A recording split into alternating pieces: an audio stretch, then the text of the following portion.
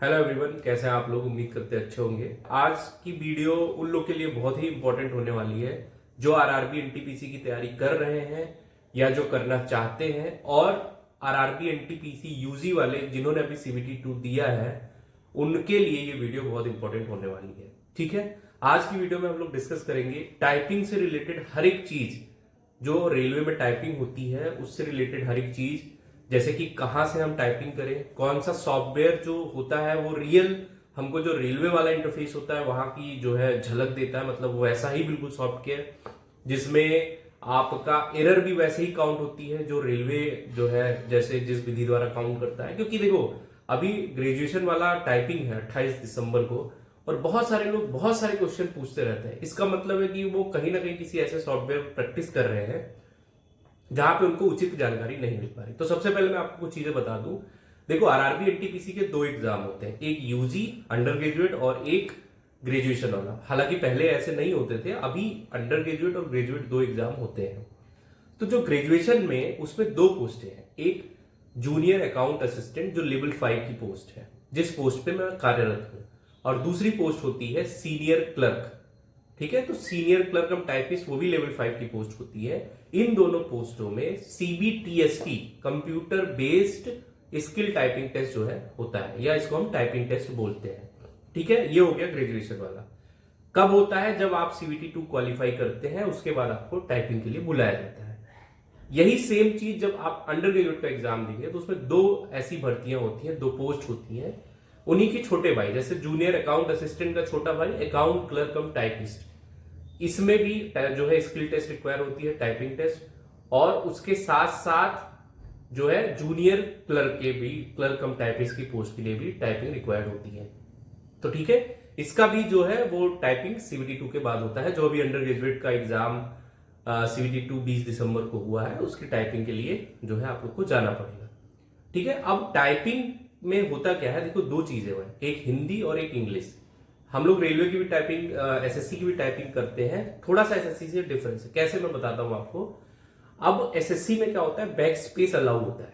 ठीक है, और उसमें जो वर्ड काउंट होते हैं वो 5 की डिप्रेशन पे एक वर्ड माना जाता है।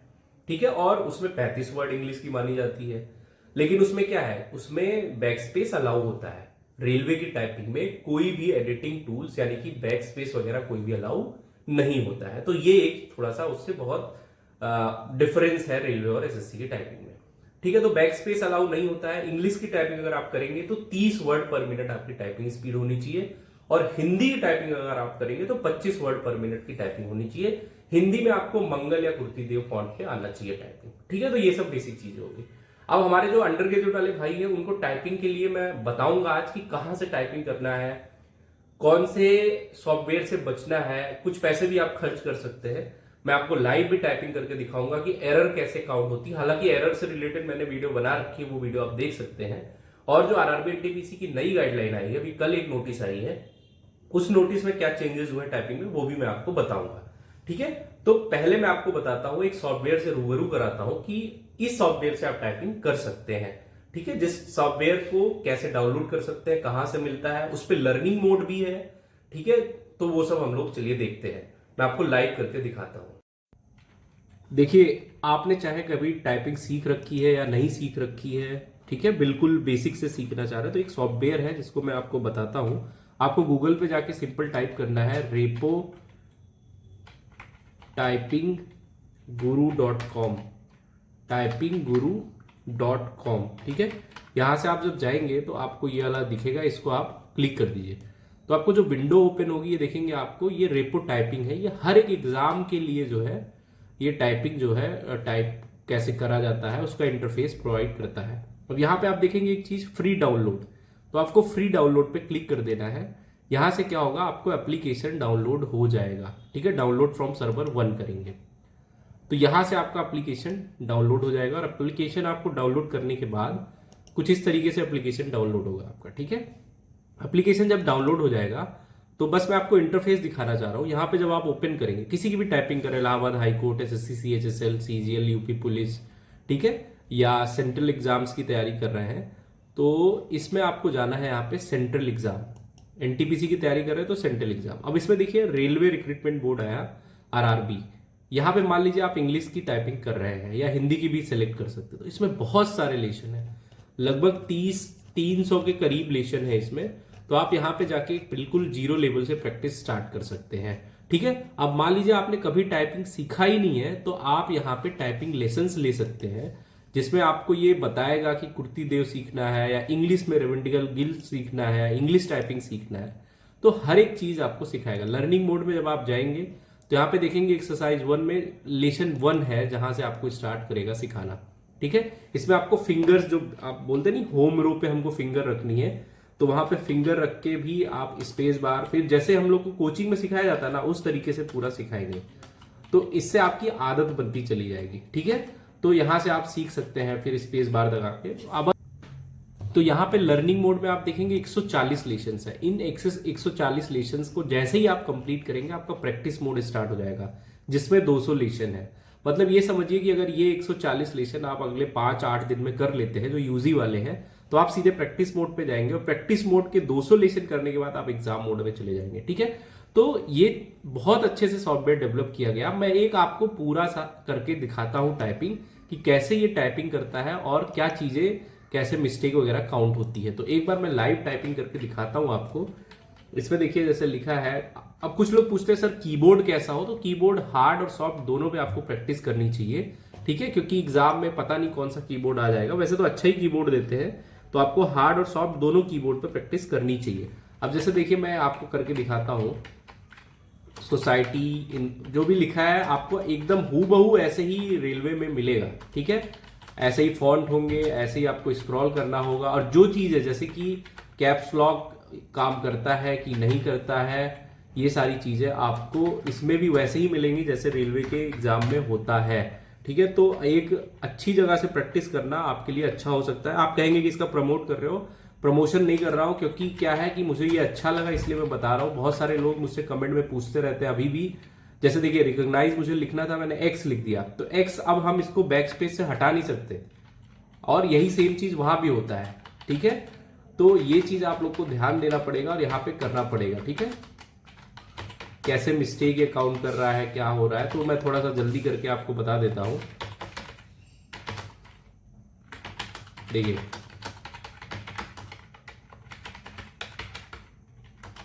ठीक है, तो अब आप देखिए यहां पे इसने मिस्टेक कैसे काउंट किया, जैसे एकदम हूबहू रेलवे में होता है। मैंने 1 मिनट का किया, इसमें लिखा नॉट क्वालिफाइड। क्यों नॉट क्वालिफाइड? करेक्ट वर्ड आया, मैंने 8 वर्ड ही टाइप किए, टोटल टाइप वर्ड किए थे मैंने 28।